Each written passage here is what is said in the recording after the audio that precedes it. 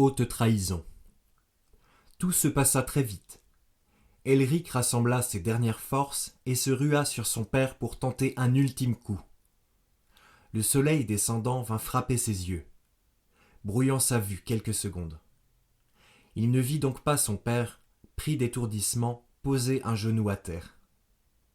Lorsqu'Elric prit conscience de la situation, il essaya de réagir, mais sa lame, plutôt que de rencontrer le plastron métallique de l'armure de son père, rencontra la chair tendre et exposée de son cou.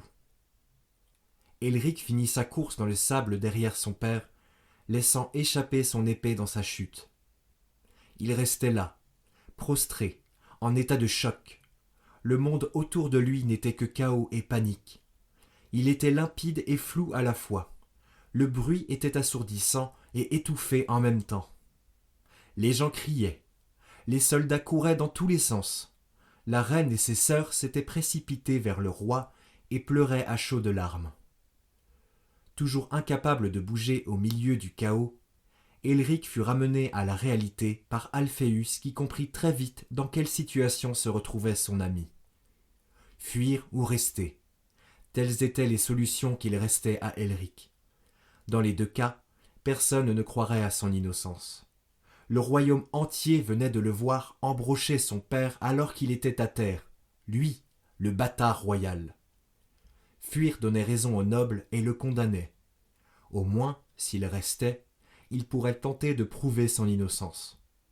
Il accepta d'être enfermé dans le donjon pendant que son père était emmené en urgence dans ses appartements. Chaque minute passée dans le donjon paraissait une heure pour Elric. Peu importait son sort.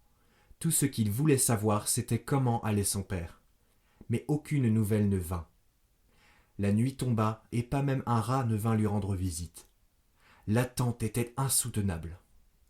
Jusqu'à ce que, après une nuit passée, des pas résonnèrent sur la pierre glacée du donjon. Puis il entendit un bruit sourd, suivi de tintements de clés. L'ombre d'une silhouette, que la lumière de torche projetait contre les murs, apparut au bout du couloir. C'était Alphéus. Il courut vers la cellule de son ami. Les nouvelles n'étaient pas bonnes. Le roi avait succombé à ses blessures. Après avoir fouillé les appartements d'Elric, une mystérieuse poudre avait été découverte. Les nobles étaient en train de monter la reine contre lui.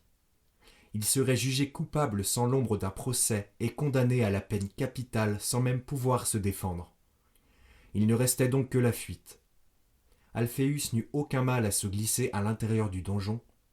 Lui et Elric n'auraient donc aucun mal à en sortir. Alphéus jeta de vieux habits dans les mains de son ami. Il valait mieux être prudent et s'extirper de là incognito. Une fois à l'extérieur, Alphéus conduisit Elric en dehors des murs de la capitale, à travers les bois jusqu'à une caverne abandonnée bien depuis longtemps. En quelques heures à peine, la caverne se transforma en base avec l'arrivée des loyaux sujets d'Elric qui accourut à ses côtés.